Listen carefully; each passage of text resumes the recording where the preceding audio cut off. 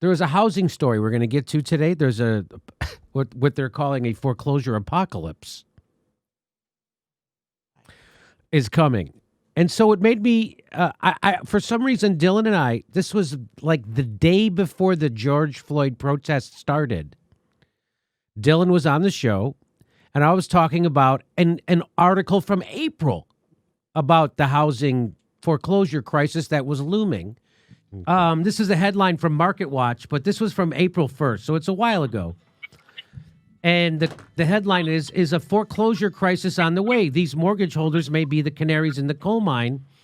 Federal housing, and here's the sub headline is Federal Housing Finance Agency Director Mark Calabria told CNBC that, quote, it is certainly possible the number of delinquencies caused by the coronavirus outbreak could exceed the subprime mortgage crisis in some segments of the market.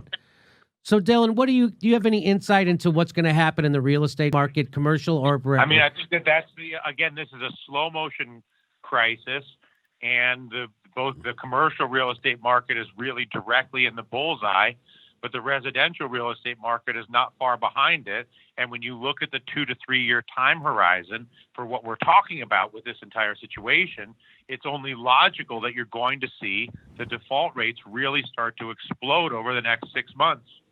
It's impossible for anything else to happen. Rents and mortgages are not getting paid.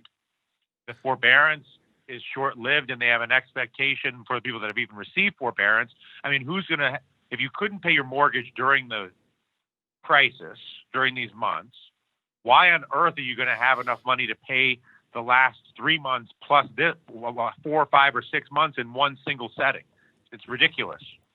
Yes. So it didn't happen last time. When the last time they kicked people out of their houses, it was actually 8 million people got kicked out of their house from 2006 to I think 2012, 13. And Barack Obama presided over most of that. 5.1 million families he kicked out of or let be kicked out of their houses and foreclosed on. And I think the reason why people didn't rise up en masse outside of Occupy Wall Street because of that was because Barack Obama was president, and they thought for sure the black guy was doing something for them, and he wasn't. He was actually the guy. He was actually making their homelessness possible. He was the one instrument. But Barack Obama sort of exploited that racism to his advantage. Yes, of course. That's what I mean. People wouldn't think that a black guy would do that.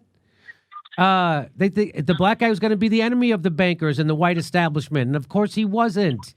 He was the Santa Claus. He was the black Santa Claus of Wall Street, as Cornel West said. I think it was Cornel West. Anyway, so the last time people didn't rise up en masse when this happened because we had Barack Obama, the black Santa Claus, as our president.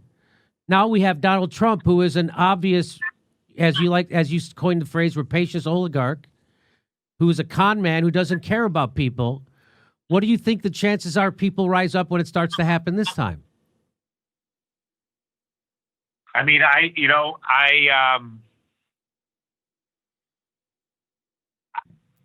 trying to, the catalyst for people to rise up has to be universal or broadly felt and acute.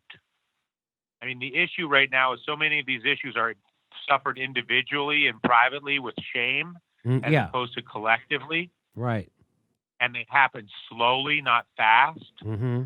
And so it's when something is more universal and faster in terms of the liability that it creates, that you are going to see that the catalyst, I think, that we're talking about. I mean, it wasn't until the Chinese moved to eliminate the separate judicial system in Hong Kong that Hong Kong took to the streets. It wasn't until the French looked to raise fuel taxes on all the gasoline in France until the taxi drivers took to the streets.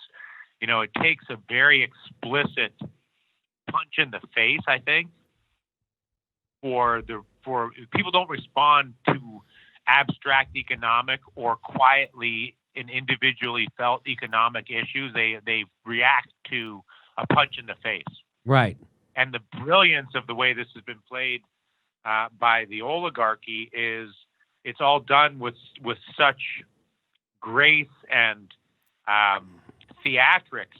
It's called the CARES Act, the Heroes Act, the We Love You Act. It's all done with great pomp and propaganda. And it's not the "we're taking all your money" act. Right. Right. Right. Yeah, it's not. So I don't know what the answer is, but it's inevitable that on the current pathway that there's going to be some major issues. That was Dylan Ratigan, like a swami, predicting the future, because immediately after he said that, the protest started. So that was the punch in the face, was the Minneapolis police on film, on video, 8.5-minute killing of an unarmed man who was already cuffed. That was the punch in the face that was needed to finally. It was just, that was the straw that broke the camel's back. And that was very prescient of Dylan to predict that. And by the way, it's not gotten better. Hey, this is the part where I tell you where our live shows are, but there aren't any. And then I would tell you to go join our premium, but nobody has a fucking job. So why don't you just enjoy the video?